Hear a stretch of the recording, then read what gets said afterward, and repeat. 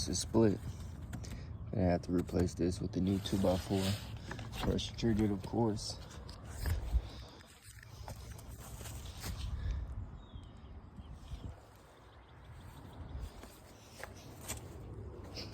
This 4x4 is already loose. But we're not gonna replace that today. We're just focusing on the door.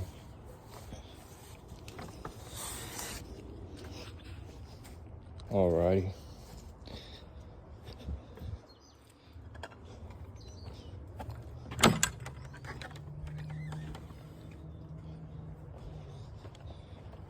Like I mentioned, the client agreed to not replace this. I said that's not an issue. So I went ahead and lined it up.